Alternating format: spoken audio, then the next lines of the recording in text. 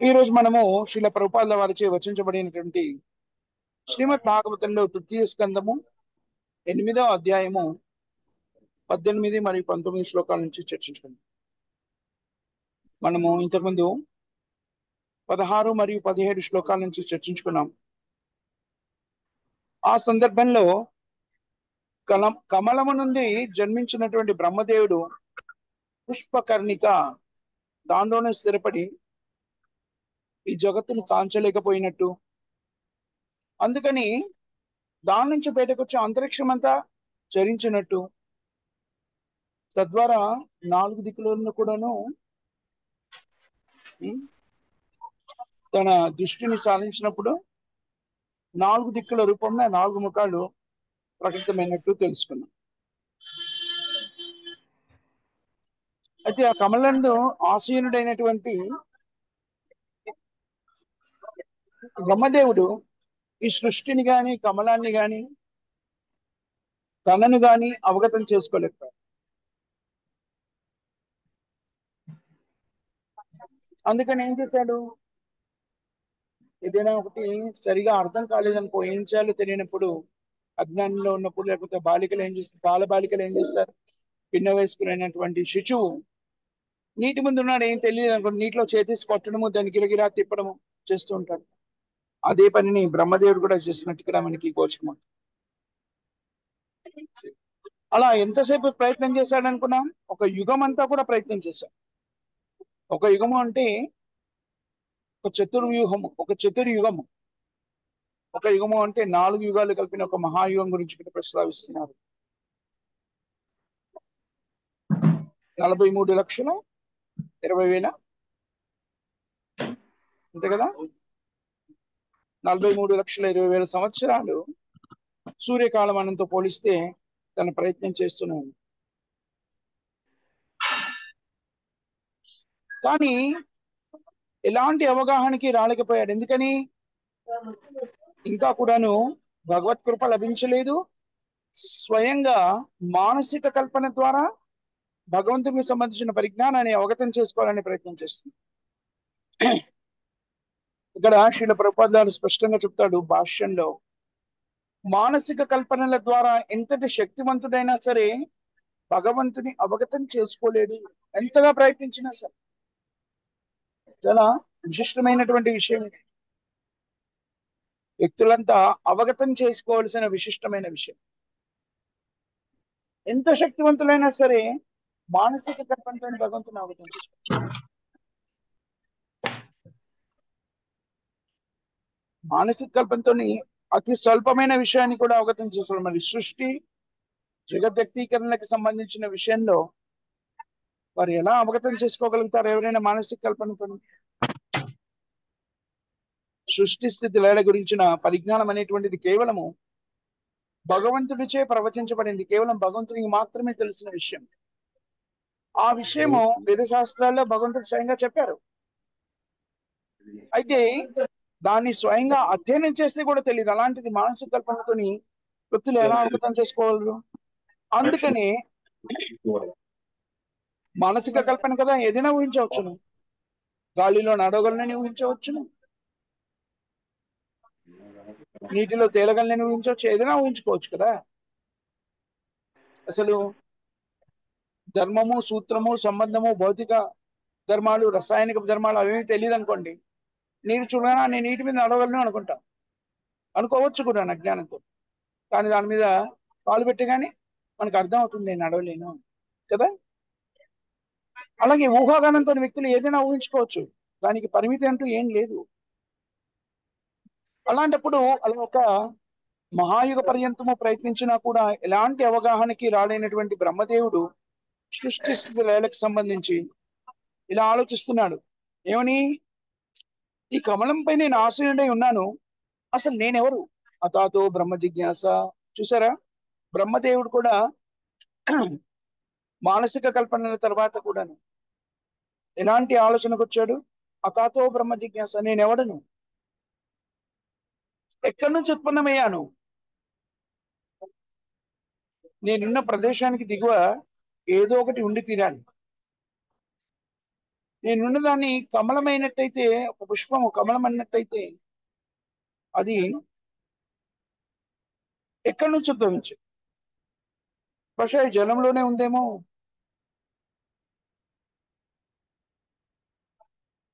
ఇక్కడ శ్రీల ప్రభుపాద మరోసారి చెప్తున్నాడు, ఈ మానసిక కల్పన ఆలోచన ఏదైతే ఉందో, బ్రహ్మదేవుడు చూడండి జీవాత్మ అని చెప్పుకున్నాం, మనలాగే ప్రకటితమయ్యాడు. తల్లిదండ్రులు కాకుండా నిజానికి తండ్రి ఉన్నాడు. తల్లిదండ్రి ఇద్దరు కూడాను శ్రీ మహావిష్ణువే. గర్భోదక సాయి విష్ణు యొక్క గర్భం నుంచి ఉదయించిన కమలం నుంచి ఆవిర్భవించాడు. గర్భోదక సాయి యొక్క నాభి నుంచి ఉద్భవించిన కమలం నుంచి ఆవిర్భవించాడు. కాబట్టి తల్లి తండ్రి ఇద్దరు కూడా నిజానికి బ్రహ్మదేవునికి గర్భోదక సాయి విష్ణువే, కానీ స్వయంభూ అని పిలువబడతారు. ఒకనొక సందర్భంలో అని చెప్పుకున్నాం, శ్రీకృష్ణుడు ఎలాగా పరిపూర్ణుడు అనే విషయాన్ని వివరిస్తూ శ్రీల ప్రభుపాదులు చెప్తారు, భగవంతుడు పరిపూర్ణుడు అనడానికి ఇది ఒక నిదర్శనం. ఆయనకి ఒక జీవిని సృష్టించాలి అంటే ఒక స్త్రీ యొక్క ఆవశ్యకత లేదు. చూడండి, ఇలా ఉద్భవింపజేశాడు కేవలము తన ప్రయత్నంతో. నిజానికి స్త్రీత్వం కానివ్వండి, స్త్రీ కానివ్వండి భగవంతుని నుంచే ఉద్భవించి రాధిని శక్తి రాధారాణిగా బాక్య రూపంలో ప్రకటితమైన శ్రీకృష్ణుడు స్త్రీత్వాన్ని ప్రదర్శించాడు. దాని నుంచి ఉద్భవించిన మిగిలిన ఇతర విస్తార రూపాలు కానివ్వండి, దేవతామూర్తులు కానివ్వండి, ఇతరులు. అందుకని అవగతం చేసుకోవాల్సిన విషయం ఏంటంటే, మానసిక కల్పనలతో ఎవరు కూడాను ఈ రహస్యాన్ని ఛేదించలేరు. తానెవరు, తన అస్తిత్వానికి మరియు సమస్త విశ్వపు అస్తిత్వానికి కారణం ఏమిటి అని కనుక్కునే ప్రయత్నం ఏ విధంగా చేశాడు బ్రహ్మదేవుడు? అతాతో బ్రహ్మ జిజ్ఞాస. మామూలుగా వ్యక్తులు పరతత్వానికి లేకపోతే పరిపూర్ణ సత్యానికి సంబంధించిన అవగాహన పెంచుకోవడానికి చేసే ప్రయత్నంలో భాగంగా ఎప్పుడైతే తమను తాము తెలుసుకునే ప్రయత్నం చేసినప్పుడు వ్యక్తీకృతమయ్యే చైతన్యమే ఇక్కడ బ్రహ్మదేవునిలో కూడా మనకి ప్రస్ఫుటమవుతుంది. నిజానికి ఈ కారణం తెలుసుకోవాలనుకునే వాడు నిజానికి భౌతికత్వం నుంచి ఆధ్యాత్మిక వైపు మరిన్నట్టుగా చెప్పవచ్చు కదా. కానీ ఆ ప్రయత్నం ఎలా నిర్వహించబడాలి? మానసిక కల్పనతో కాదు. ఆ ప్రయత్నము ప్రామాణికమైన ఆచార్యుని నిర్దేశనలో చేసే తపస్సు మరియు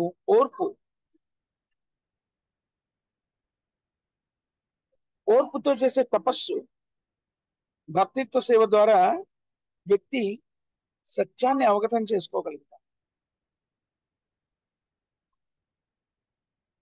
అంతవరకు కూడాను వ్యక్తులు ఎంత ప్రయత్నించినా కూడాను సత్యానికి సంబంధించిన అవగాహన పక్కనే ఉన్నట్టు కనబడుతోంది, కానీ అవగతం కాదు. బ్రహ్మదేవుడు కూడా ఆధునిక కాలం యొక్క మానసిక కల్పనావాదులతో పోల్చబడ్డాడు. ఆధునిక కాలపు మానసిక కల్పనావాదులాగా బ్రహ్మదేవుడు కూడాను ఏమిటి అతాతో బ్రహ్మ జిజ్ఞాస స్థాయికితో వచ్చాడు, నేనెవరు, నా స్థితికి కారణం ఏమిటి, ఎక్కడి నుంచి ఉద్భవించాను, ఈ ఉద్భవానికి కారణభూతమయ్యేది ఏమిటి అనేటువంటి దాన్ని అవగతం చేసుకోవడానికి స్వీకరించిన మొట్టమొదటి స్థితి ఏమిటి? మానసిక కల్పన. ఆ విధంగానే ఆలోచిస్తూ కమల నాలిక నుంచి జలంలోకి ప్రవేశించాడు. కమలం పైన ఉన్నాడు కదా. గర్భోదక సాయి ఎక్కడున్నాడు? గర్భోదక సముద్రంలో ఉన్నాడు కదా. గర్భోదక జలములో, గర్భోదక సముద్రం దానిలోకి ప్రవేశించాడు. ఎక్కడి నుంచి? కమలం పైన ఉన్నాడు కదా, కమలంలోకి ప్రవేశించి ఆ నాళంలోంచి ఆ జలంలోకి ప్రవేశించాడు.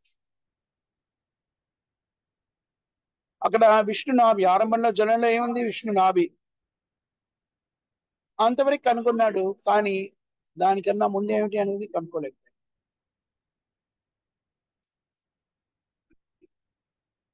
చూడండి, శ్రీ మహావిష్ణు యొక్క నాభి దాకా వెళ్ళాడు అంటే భగవంతుణ్ణి స్పృశించి చేరుకున్నాడు. నారమంలో ఎక్కడున్నాడు? శ్రీ మహావిష్ణు యొక్క నాభి నుంచి ఉద్భవించిన కమలము. కమలం అంటే ఎంతో 3 అంగుళాలు ఉన్నటువంటి, మనం చూస్తే 4 అంగుళాలు 5 అంగుళాలు కాదు. ఆ కమలం ఎలా ఉంది నిజానికి? మొత్తం జగత్తు అంతా కూడా దాంట్లో వ్యాప్తీకృతమైంది. 14 గుణభాండాలు అని చెప్పబడేటువంటి ఒక బ్రహ్మాండం అంతా కూడా ఆ పద్మంలో ఉంది. అదే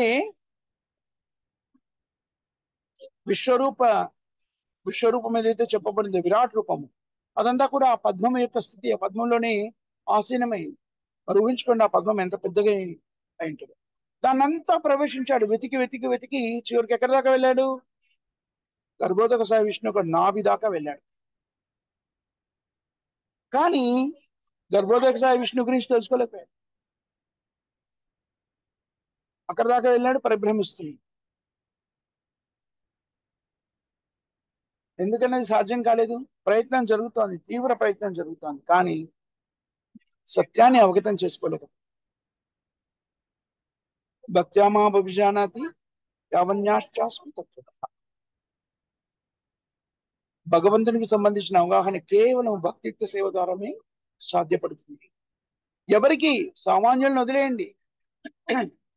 సామాన్య బద్ధ స్థితిలో ఉన్న జీవాత్మలు చేసే ప్రయత్నాన్ని పక్కన పెట్టండి. ఇక్కడ ప్రయత్నిస్తున్న దేవుడు స్వయంగా ఈ సృష్టి మొత్తానికి మూలమైనటువంటి బ్రహ్మదేవుడు ఈ జగత్తులో మొట్టమొదటిగా ఆవిర్భవించినటువంటి జీవాత్మ.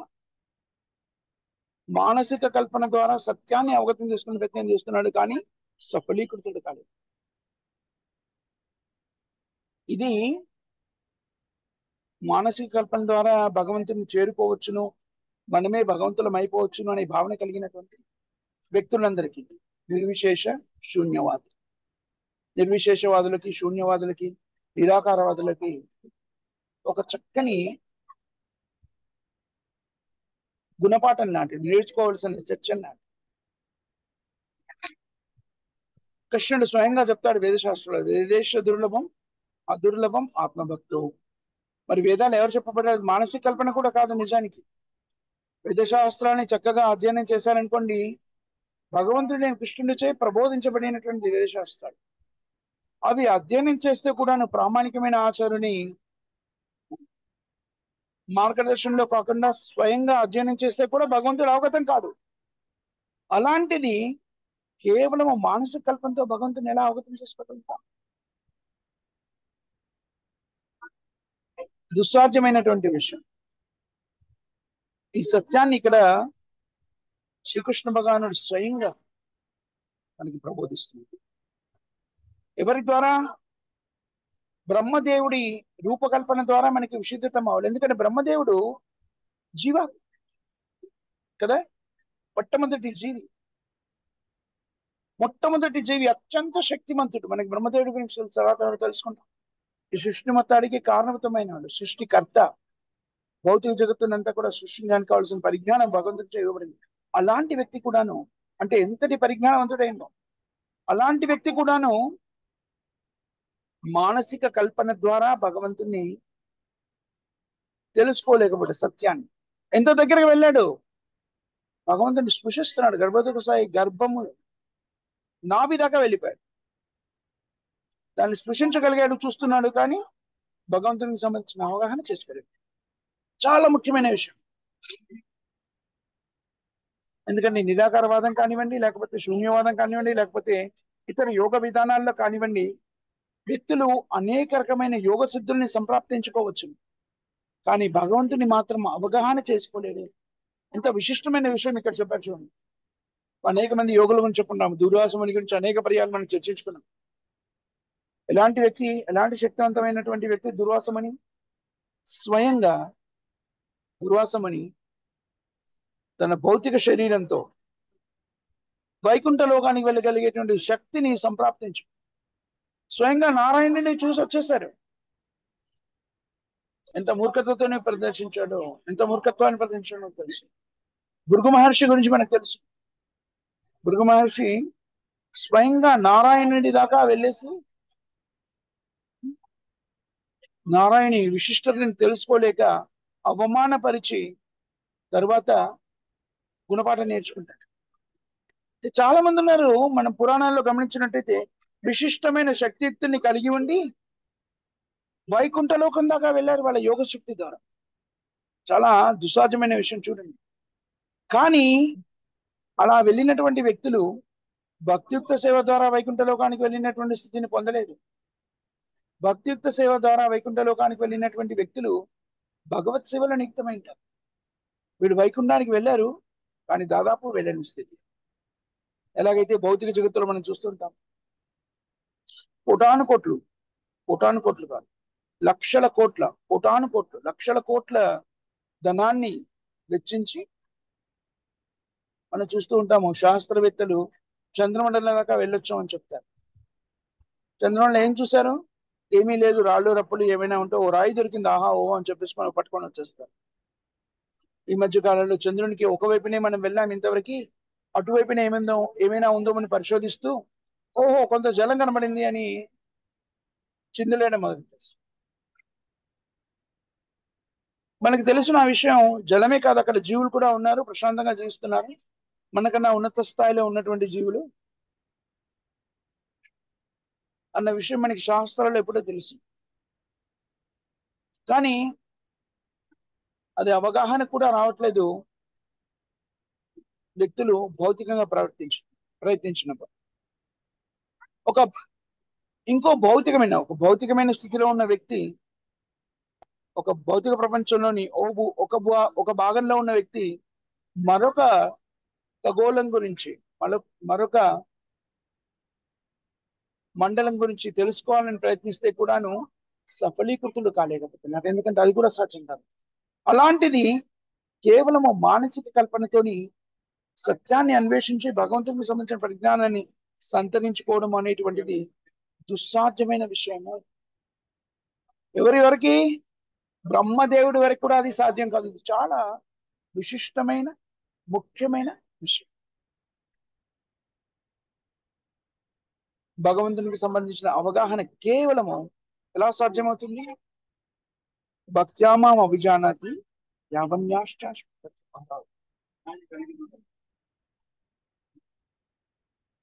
కేవలం భక్తియుక్త సేవలో నియుక్తమవడం ద్వారానే అది సాధ్యం.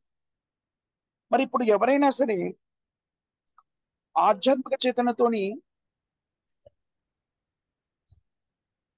భౌతిక చేతనలో ఉన్నా సరే ఆధ్యాత్మిక పరిజ్ఞానాన్ని సంతరించుకోవాలి అంటే చేయవలసిన ప్రాథమిక ధర్మం ఏమిటి? భగవద్భక్తిని స్వీకరించాలి. సత్యం గురించి తెలుసుకోవాలనుకుంటే అదేంటండి, భగవద్భక్తి గురించి మాట్లాడుతున్నాం, మేము సత్యం గురించి అన్వేషిస్తున్నాం. ఈ శాస్త్రవేత్తలు రకరకాల విభాగాల్లో శాస్త్రవేత్తలు ఉన్నారు. మనం చెప్పుకున్నాం కదా, సాంఖ్యయోగం ద్వారా కూడా సత్యాన్ని అన్వేషించవచ్చు. కానీ సాంఖ్యయోగ విధానం ద్వారా సత్యాన్ని అన్వేషించేటువంటి ప్రక్రియ చాలా క్లిష్టతరమైనటువంటి. సాంఖ్యయోగం అంటే మనం చెప్పుకున్నాం కదా, ఒక అర్థం ఏమిటి?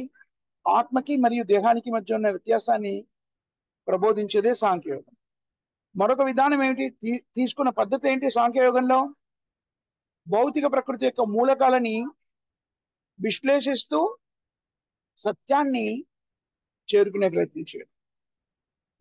ఒకవేళ గనక సాంఖ్యయోగం ద్వారా పరిపూర్ణులైనటువంటి వ్యక్తులు 24 మూలకాలని విశ్లేషణాత్మకంగా అధ్యయనం చేసినట్టయితే వాళ్ళు తెలుసుకునే సత్యము కృష్ణ చైతన్యం ద్వారా భక్తియుక్త సేవ ద్వారా వ్యక్తులు తెలుసుకునే సత్యానికి భిన్నం కాదు అని మనం చర్చించుకున్నాం.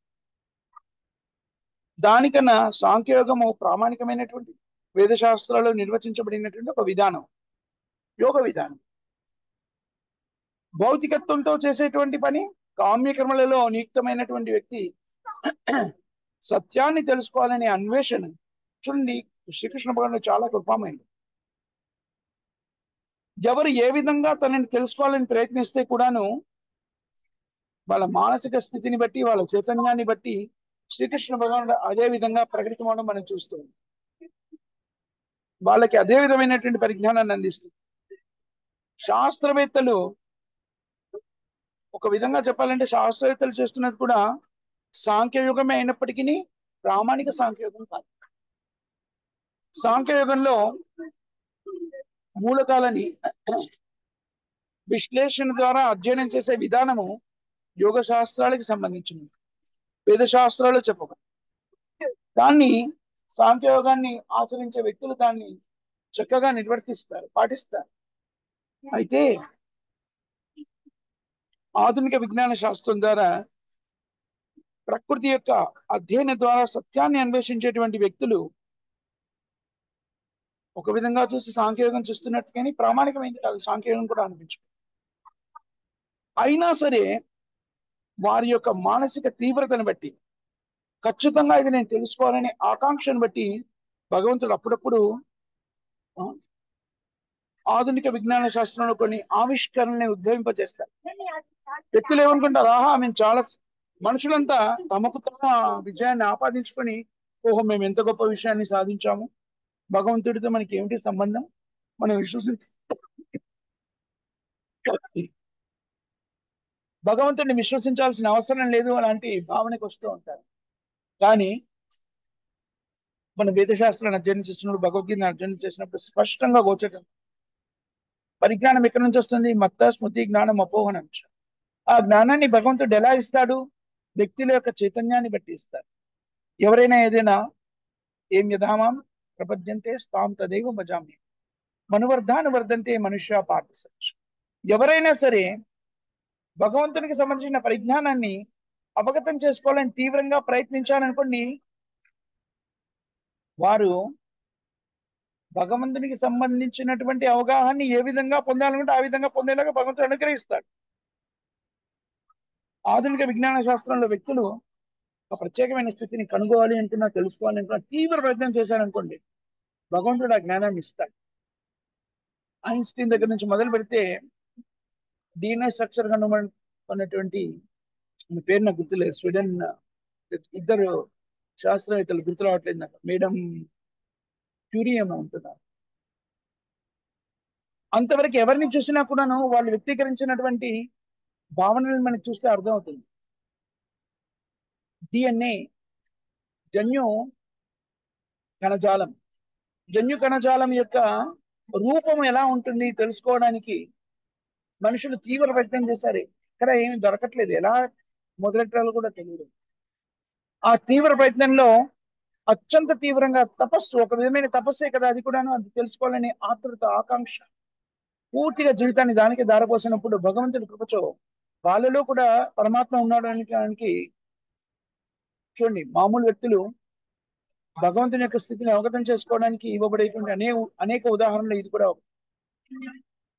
శ్రీకృష్ణ భగవానుడు స్వయంగా పరమాత్మగా అందరి హృదయాల్లో ఉన్నాడు కదా, వారిలోని భావనని గ్రహించి కృష్ణుడు వాళ్ళకి స్వప్నంలో డిఎన్ఏ స్ట్రక్చర్ ఎలా ఉంటుందో చూపించాడు. మరుసటి రోజు ఆమె దాన్ని ఒక పేపర్ మీద వేసి అలాగే ఉందేమని ప్రయత్నం చేస్తే అలాగే వెలువరింది. ఆమెను అడగడం జరిగింది, మీరు ఎలా ఊహించగలిగారు ఈ స్ట్రక్చర్ ఇలా ఉంటుందని? మీరు వేసి దాన్ని నిర్దేశించగలిగారు, దాని తర్వాత నిరూపించగలిగారు, ఎలా సాధ్యమే?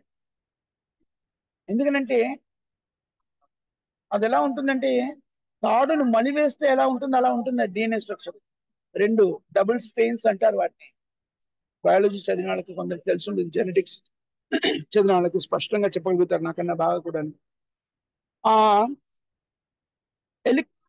అదేంటి స్ట్రక్చర్ ఏదైతే ఉంటుందో మామూలుగా ఉండేటువంటిది కాదు, ఒకదాంతో ఒకటి ఏర్పడిబడి ఒక తాడు ఉంటుంది కదా, తాడును రెండు మూడు తాళ్ళని కలిపేస్తే వడివేస్తే ఎలా ఉంటుంది మనకు ఆ విషయం తెలుసు కదా. అలాంటి పోలికని కలిగి ఉంటుంది, రెండే స్టెయిన్స్ ఉంటాయి దాన్ని ఊహించడం అంత సాధ్యమైన విషయం కాదు.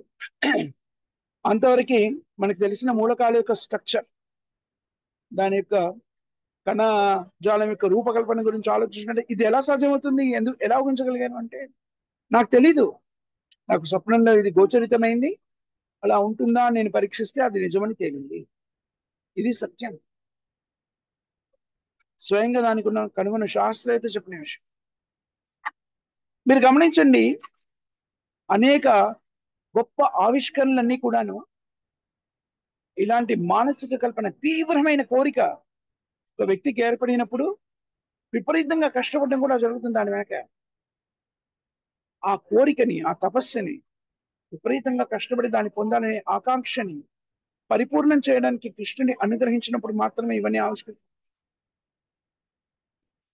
మనమంతా తెలుసుకోవలసినటువంటి సత్యం ఇది. ఎందుకనంటే మనమంతా కూడా ఆధునిక విజ్ఞాన శాస్త్రాన్ని పరిపూర్ణంగా అధ్యయనం చేసి దాన్నే విశ్వసించే స్థాయికి మనను ఏమిటంటారు, మన చైతన్యాన్ని అటువైపు మరల్చడం జరిగింది, కలుషితం చేయడం జరిగింది. అందుకని భగవద్భక్తిలో ఉన్న అనేకులు కూడాను వేద శాస్త్రాల కంటే కూడాను భగవద్భక్తిలో ఆరంభ దశలో ఉన్నటువంటి వ్యక్తులు, కృష్ణ చైతన్యంలో ఉన్నటువంటి వ్యక్తులు వేద శాస్త్రాల కంటే కూడాను ఆధునిక విజ్ఞాన శాస్త్రం ఎక్కువగా విశ్వసిస్తారు.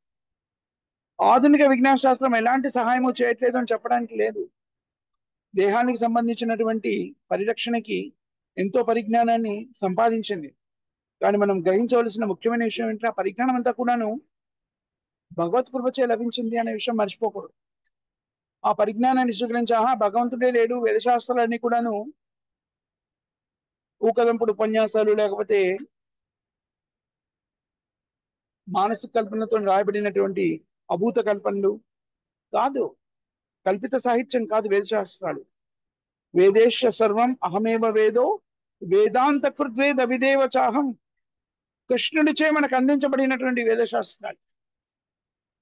ఏదైనా గొప్ప ఆవిష్కరణ జరిగిందనుకోండి, గమనించాల్సినటువంటి ముఖ్యమైన విషయం ఏంటంటే అది కృష్ణుడి యొక్క అనుజ్ఞ ఉన్నప్పుడు మాత్రమే జరుగుతుంది. చూడండి, మనకు అనేక పర్యాలు చెప్పుకుంటాం, భగవద్ అనుజ్ఞ లేకుండా చిన్న గడ్డి పరక కూడా కదలదు అనేటువంటిది తెలుగులో ఒక నానుడి కదా. భగవద్గీతలో కూడా మనం చెప్పుకుంటాం, ఏ కార్యక్రమైనా పరిపూర్ణం కావాలి అంటే 5 ముఖ్యమైనటువంటి స్థితులు పరిపూర్ణం కావాలి. దాంట్లో ముఖ్యమైన ఒకటి ఏమిటి? భగవత్ అనుగ్రహణ. భగవత్ అనుగ్రహణ లేకుండా మనము శ్వాస కూడా పీల్చుకోలేము. చాలా ముఖ్యమైన విషయం ఇది. అన్ని కూడా భగవంతుని యొక్క అనుగ్రహణ చేత భగవంతుని యొక్క ఆధీనంలో నిర్వహించబడుతున్నాయి. అత్యంత విశిష్టమైనటువంటి సమాచారం, విశిష్టమైన పరిజ్ఞానం. ఎప్పుడైతే దీన్ని మనం పరిపూర్ణంగా విశ్వసించి భగవంతుడైన కృష్ణునిపై పరిపూర్ణమైన విశ్వాసాన్ని కలిగి ఉంటామో అప్పుడు మనము పరిపక్వతను సిద్ధించుకుంటాము. ఎలాంటి పరిపక్వతని? ఆధ్యాత్మిక పరిపక్వత. ఆ పరిపక్వత మనను భౌతిక బంధనాల నుంచి ముక్తులేలా చేస్తుంది. భౌతిక బంధనాల నుంచి ముక్తులవడం అంటే జన్మ మృత్యు జరా చక్రం నుంచి బయటపడ్డాం అంటే ఆనందకరమైన జీవనాన్ని కొనసాగించడానికి కారణమవుతుంది. గమనించండి, మనమంతా భౌతిక జగత్తులో కూడా దేనికోసం ప్రయత్నిస్తున్నాము? ఆనందాన్ని పొందడం కోసం, ఆనందకర జీవనానికి ప్రయత్నం చేస్తున్నాం. ఆనందమయోపదేశం. ఆ ఆనందకర జీవనాన్ని పొందడం కోసం మనం ఏదైతే భౌతిక జగత్తులో ప్రయత్నం చేస్తున్నామో అవేవి కూడా సఫలీకృతం కావట్లేదు. కానీ మనం చేస్తున్న ప్రయత్నము భౌతిక విధానాల ద్వారా కాకుండా దాన్ని మరల్చి ఆధ్యాత్మిక మరల్చామనుకోండి, ఆనందంగా ఉండాలి ఏంటంటే మన ఆకాంక్ష పరిపూర్ణమవుతుంది. అలా భౌతికత్వం నుంచి ఆధ్యాత్మికం వైపు మరల్చే విధానం మనకి కృష్ణ చైతన్యం ప్రబోధిస్తుంది. ఒక విధంగా చెప్పాలి అంటే భౌతికత్వంలో కూరుకుపోయినటువంటి వ్యక్తులు అజ్ఞానంతో దేహాత్మ బుద్ధితో జీవనాన్ని కొనసాగిస్తూ దాంట్లో ఆనందాన్ని సంప్రాప్తించుకోవాలని ప్రయత్నం చేస్తున్నటువంటి జీవులందరికీ కూడాను నిజ ఆనందానికి దారి చూపి ఆధ్యాత్మిక ప్రగతిని పొందడానికి కావలసిన పరిస్థితులను కల్పించేటువంటి మహోత్తరమైనటువంటి యోగ విధానము కృష్ణ చైతన్యం. అందుకని ఎవరైనా సరే మనం చెప్పుకుంటాము, భాగవత జీవన విధానం, భాగవత ధర్మం అనేది ఎవరికి నిర్దేశించబడింది?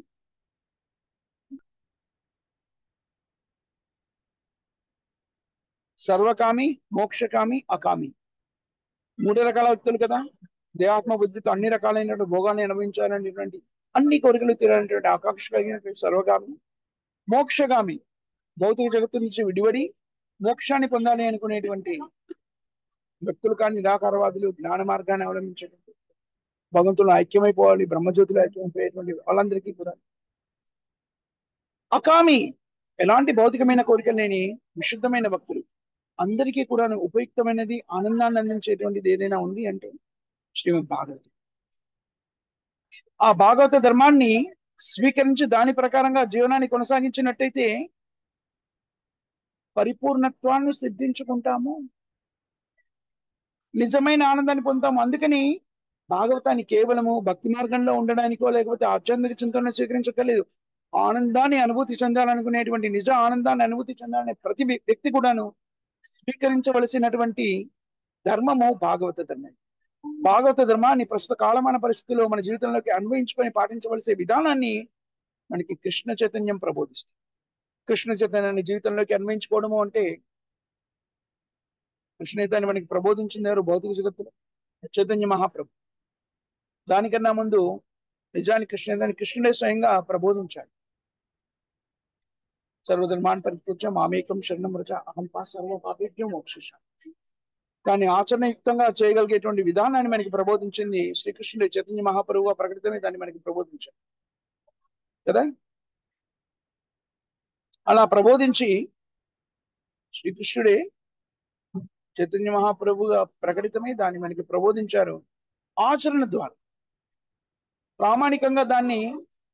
ప్రామాణికంగా పరంపరానుగతంగా దాన్ని స్వీకరించి మన దాకా అందించిన వారు శిల ప్రభుపాద. శిల ప్రభుపాద ద్వారా మనకు అందించినప్పుడు దీన్ని జీవితంలోకి, ఈ తత్వాన్ని జీవితంలోకి అన్వయించుకునే విధానాన్ని 4 సూత్రాలు, 4 నియమాల రూపంలో అందించారు. పాటించవలసిన 4 ధర్మాలు. ప్రతిరోజు హరే కృష్ణ మహామంత్రాన్ని జపించడం. హరే కృష్ణ కృష్ణ కృష్ణ హరే హరే, హరే రామ రామ రామ హరే హరే. మనం ఒకసారి జపించాము. ఈ మహామంత్రాన్ని 108 సార్లు జపిస్తే ఒక జపమాల అవుతుంది. అలాంటి కనీసంగా 16 జపమాలలు జపించాలని చెప్పడం జరుగుతుంది.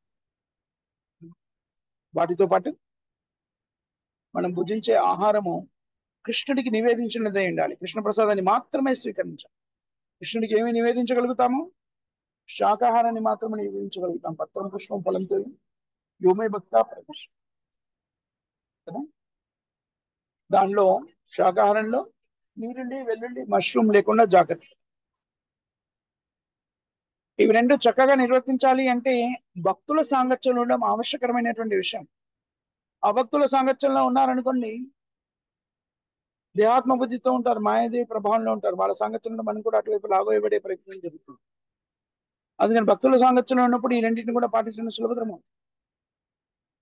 ఇలా భక్తుల సాంగత్యంలో ఉండి ఇవన్నీ పాటించాలి అనేటువంటిది క్రమ పద్ధతిలో చేయాలి, అది తెలిసి ఉండాలి అంటే నిత్యం భాగవత సేవయ, అనుదినం కూడాను భగవంతుని యొక్క దివ్యమైన లీలను శ్రవణం చేయడం, కీర్తనం చేయడం. మనందరం ఇప్పుడు ఆ కార్యక్రమే చేస్తున్నాం కదా. భాగవతాన్ని శ్రవణం చేసే ప్రయత్నం చేస్తున్నాం, భగవంతుని యొక్క దివ్యలీలని అవగతం చేసుకునే ప్రయత్నం చేస్తున్నాం. తద్వారా ఏం జరుగుతుంది? మనం పరిపూర్ణంగా కృష్ణ చైతన్యంలో ఉన్న వాళ్ళం అవుతాం. అంటే సత్యాన్ని అన్వేషించాలి అనుకునే వ్యక్తులు, ఆనందాన్ని అనుభూతి చెందాలనుకునే వ్యక్తులు, భౌతిక కృష్ణ నుంచి బయటపడాలనుకునేటువంటి వ్యక్తులు, పరిపూర్ణమైన పరిజ్ఞానాన్ని కలిగి ఉన్నటువంటి వ్యక్తులు అందరూ కూడా స్వీకరించవలసినటువంటి ధర్మము కృష్ణ చైతన్యం. అందుకని మీరు ఏ స్థాయిలో ఉన్నారు అనే దాన్ని బట్టి కాకుండా మీరు ఎక్కడున్నా సరే, స్త్రీయా పురుషుడా, బ్రాహ్మణ క్షత్రియ వైశ్య శూద్ర బ్రహ్మచారి గృహస్థ వానప్రస్థ సన్యాస, ఇండియన్ అమెరికన్ రష్యన్ ఎవరైనా పర్వాలేదు, ఎలాంటి స్థితిలో ఉన్న వాళ్ళైనా కూడాను తక్షణం స్వీకరించవలసినటువంటి విధానం ఇది. ప్రామాణికంగా మనకి నిర్వచించబడింది శిల ప్రభుపాదుల వారిచే. శిల ప్రభుపాదుల వారి సూచనలు మనం స్వీకరించినట్టే ప్రభుపాదులని ఆశ్రయించిన వాళ్ళం అవుతాము.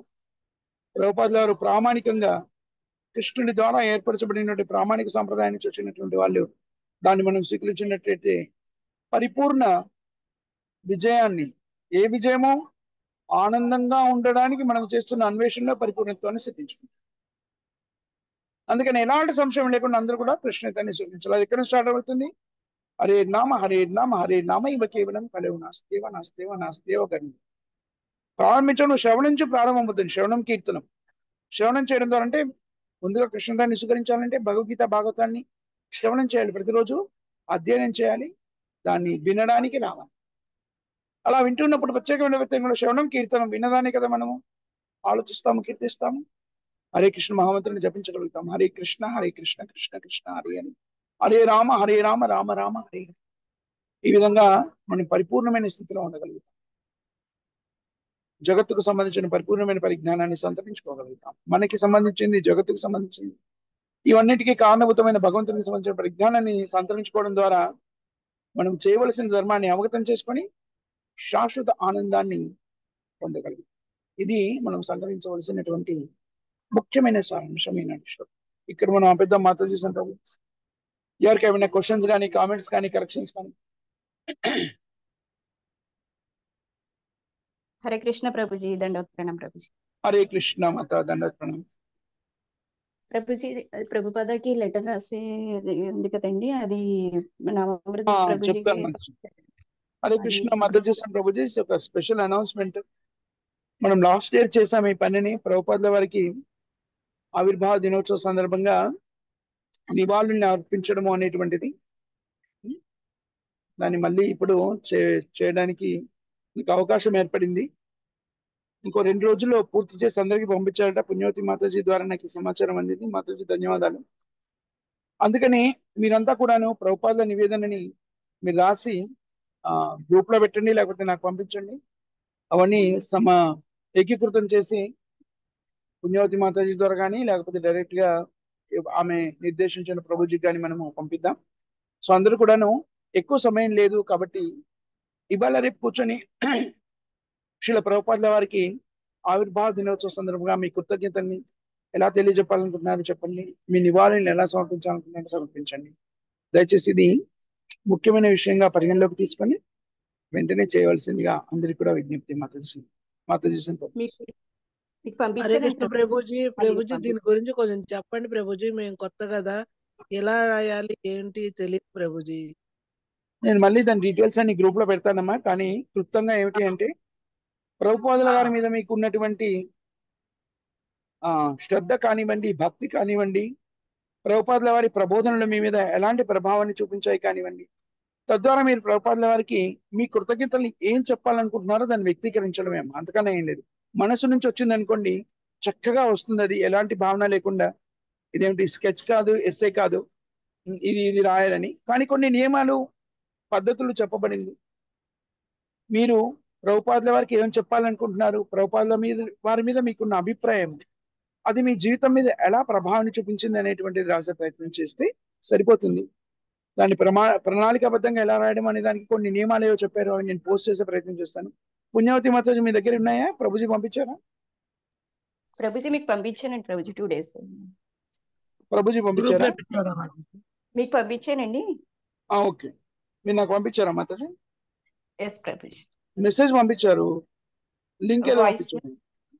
ఆ లింక్ కూడా ప్రభుజీ, లింక్ ఉందండి, దాంట్లో మెసేజ్ లోనే లింక్ ఉందండి. కింద మళ్ళీ ఎలా రాయాలా అదంతా కూడా వివరంగా వాయిస్ మెసేజ్ పెట్టారండి ప్రభుజీ. ఓకే మాతాజీ. వ్యాస పూజ కదా, నేను ఇప్పుడే ఫార్వర్డ్ చేస్తాను. ఓకే, ధన్యవాదాలు. హరి బోల్. థ్యాంక్ యూ వెరీ మచ్ పుణ్యవతి మాతాజీ. మాతాజీ ప్రభుజీ, ఇంకా ఎవరికి ఏమైనా క్వశ్చన్స్ కానీ కామెంట్స్ కానీ ఉన్నాయా?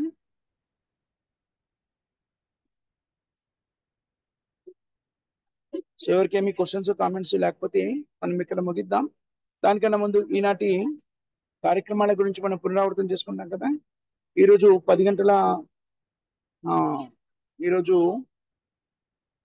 7:30కి హిందీలో భాగవతం నుంచి చర్చించే ప్రయత్నం చేస్తాము, 7:30 నుంచి 8:30 వరకు.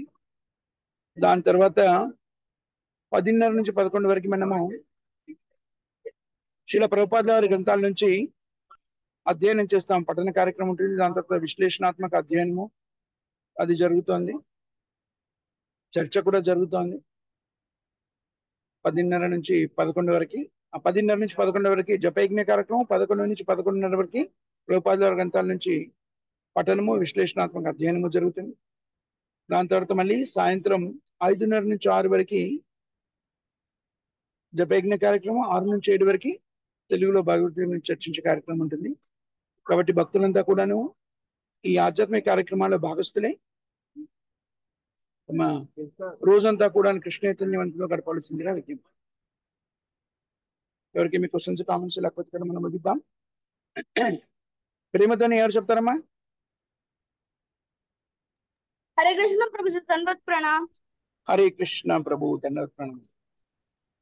जगत गुरु श्रीला प्रभुपाद की, जय जय हरिनाम संकीर्तन की, जय जय हरिदास ठाकुर की, जय जय सामवेद भक्त वृंद की जय जय ग्रंथराज श्रीमद् भागवतम की जय जय रुद्राज श्रीमद् भागवतम की, जय जय हरि रामजी रामदास प्रभु जी की, जय हरे जय कृष्ण प्रभु जी दंडवत प्रणाम। सॉरी। हरे कृष्ण प्रभु प्रहलाद प्रभु की जय सामवेद भक्त वृंद की जय श्रील प्रभुपाद की जय जय థ్యాంక్ యూ వెరీ మచ్ జై. మాతాజీ సంత్ ప్రభుజీ శ్రీల ప్రభుపాద గారి గ్రంథాలను చర్చించే అవకాశం కల్పించారు ఇద్దరు కూడా హృదయపూర్వక కృతజ్ఞతలు ధన్యవాదాలు హరే కృష్ణ హరే కృష్ణ प्रणाम प्रभु जी दंडवत प्रणाम दंडवत प्रणाम। దండవత్ ప్రణామం. हरे कृष्ण प्रभु जी दंडवत प्रमाणम హరే हरे कृष्ण प्रभु जी। హరి బో ప్రభు జీ నాకు ఇంగ్లీష్ భగవద్గీత క్లాస్ చెప్తారా? చెప్తాను ప్రభుజీ నేను మీకు ఈ రోజు కానీ రేపు కానీ టైం ఒకసారి నిర్ధారిద్దామన్నాను కదా నేను మీకు మెసేజ్ పెట్టి ఫోన్ చేస్తాను కొన్ని గంటల్లో మేబీ 5-6 అవర్స్ తర్వాత కానీ లేకపోతే ఈరోజు మీ రాత్రి కానీ నేను మీకు కాల్ చేస్తాను మనం సమయాన్ని నిర్ధారిద్దాం ఓకేనా ప్రభుజీ 5-6 అవర్స్ అంటే నేను స్కూల్కి వెళ్ళిపోతున్నాను ప్రభుజీ. అవునా సో మరి ఇప్పుడు నేను మీకు ప్రపోజ్ చేస్తాను నేను ఎప్పుడంటే ఇంతకుముందు మనకి ఇంగ్లీష్ క్లాస్ అవుతూ ఉండేది హిందీ క్లాస్ అయిపోగానే ఇంగ్లీష్ క్లాస్ అవుతూ ఉండేది అదే విధంగా చేద్దామా 9 గంటలకి ఉంటావని ఉండవు కదా నో ప్రభుజీ 7:30కి ఈవినింగ్ ప్రభుజీ. లేదు మార్నింగ్ ఈవినింగ్ కాదు కాదు ఒక్క నిమిషం అండి ఎప్పుడు చేసుకోవాలి మనం హిందీ తర్వాత అంటే ఇప్పుడు ఉదయమే చేసేవాళ్ళం ప్రభుజీ అవ్వదు కదా నీకు సో ఎప్పుడైతే వీలవుతుంది అదే డిస్కస్ చేద్దామన్నారు ప్రభుజీ నాకైతే 5:30 తర్వాత ప్రభుజీ అవుతుంది. ఓకే ఒక పని చేద్దాం అయితే ఈవినింగ్ భగవద్గీత క్లాస్ అయిపోతుంది కదా మనకి దాని తర్వాత పెట్టుకుందామా ఎస్ ప్రభుజీ. ఓకే ఈవినింగ్ 6 నుంచి 7 వరకు భగవద్గీత అవుతుంది కదా ఎస్ ప్రభుజీ. 7:30 నుంచి 8:30 పెట్టుకుంటే మధ్యలో కొన్నిసార్లు 8 గంటలకి మనం క్లోజ్ చేయాల్సి వస్తుంది 8 గంటలకి మనకి కొన్ని కార్యక్రమాలు ఉన్నాయి కదా కొన్నిసార్లు